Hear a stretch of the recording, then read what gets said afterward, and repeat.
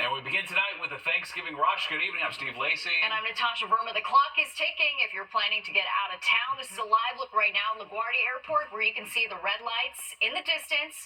Look at that. Looks like traffic still moving, though, on Grand Central. And Skyfox over the Staten Island Expressway earlier tonight, where, as you can see, it was very slow going out there. A scene that is playing out across our area, like here at the entrance to the New Jersey Turnpike near Elizabeth.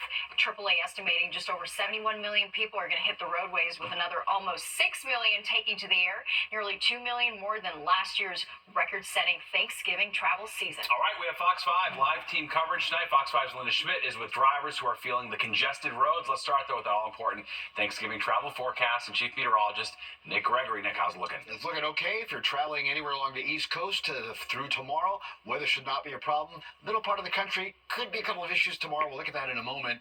And then, of course, Thanksgiving Day, that's another story as well. All right, it's cooling down a little bit now. 35 in Sussex. We're in the mid to upper 40s at White Plains to Midtown, back to mid-40s at Belmar, and even chillier 35 out on the east end.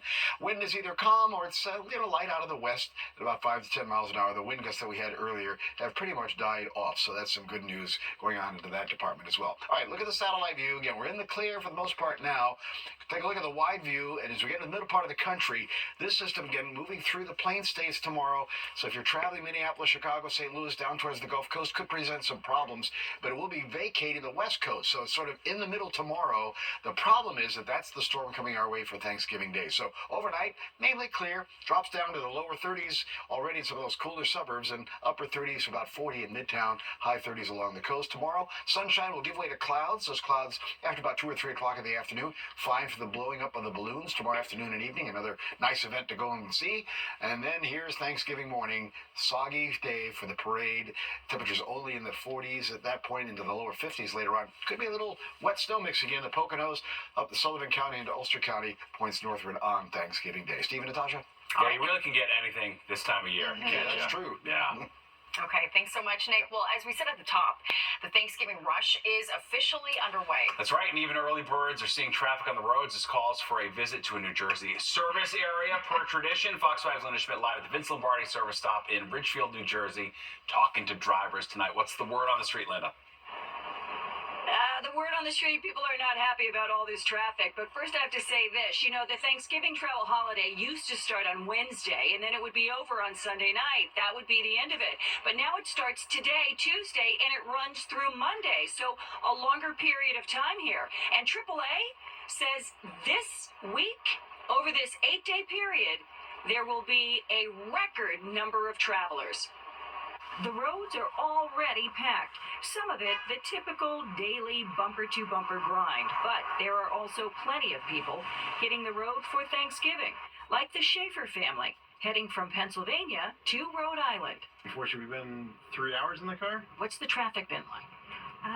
Congested, to say the very least. AAA is predicting nearly 80 million people will be traveling, driving and flying, and that is a record. But there is a downside to more people behind the wheel. We are anticipating more than 571,000 breakdowns among AAA members over the holiday travel period nationwide. About 8 to 9% of those will be in New York, New Jersey, and Connecticut. Flat tires, dead batteries, and people locking themselves out of the vehicle. Locally, the Port Authority is expecting more than 8.5 million people to use the airports and bridges and tunnels over the next 7 days. That is another record. So as the saying goes, pack some patience. They're expecting a record number of people to travel this year. Oh, that's wonderful. Yeah, that'll be great. The more the merrier. And how long are you here for? Till Sunday. Okay, so then you're going to be heading back like at peak travel time. Are you worried at all? No, not at all. It's what it is. You're going to be coming back. It's going to be peak travel. You concerned about that? Oh, a little. But, hey, we're on vacation. It's okay. Newark Airport is already having issues. A staffing shortage is delaying flights. And by the way, the airlines are saying what they always say when we're dealing with holiday travel. If you are flying domestically, you should arrive at the airport at least 2 hours early. If you are flying internationally, you should get there at least 3 hours early.